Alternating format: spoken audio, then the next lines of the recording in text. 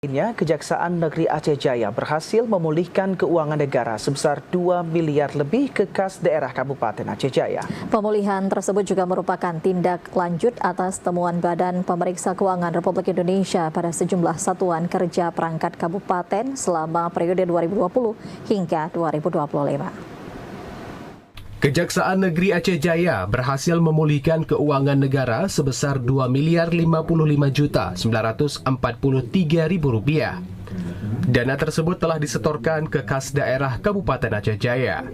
Pemulihan dilakukan melalui pendampingan hukum non-litigasi sebagai tindak lanjut atas temuan Badan Pemeriksa Keuangan Republik Indonesia pada sejumlah satuan kerja perangkat kabupaten, diantaranya Dinas Pekerjaan Umum, Dinas Pendidikan, Dinas Kesehatan, RSUD, serta beberapa perangkat daerah lainnya.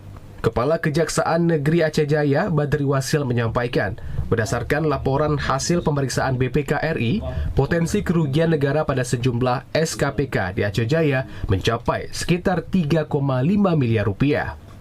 Oleh karena itu, pendampingan hukum terus dilakukan untuk mendorong penyelesaian pengembalian kerugian negara secara optimal.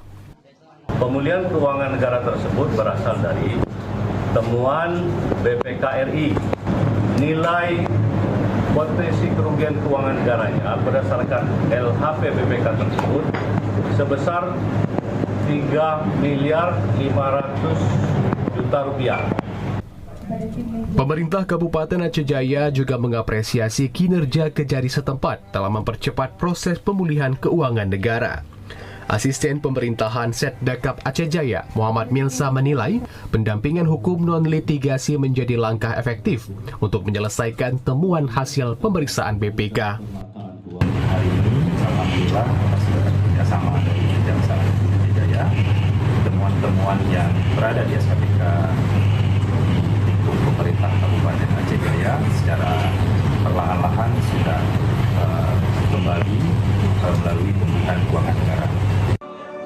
Pemerintah Aceh Jaya juga berharap sinergi dengan Kejaksaan Negeri Aceh Jaya terus diperkuat agar penyelesaian temuan hasil pemeriksaan dapat berjalan lebih cepat sekaligus mendukung terciptanya tata kelola keuangan daerah yang akuntabel dan transparan. Dari Aceh Jaya, Musliadi, TV Raca melaporkan.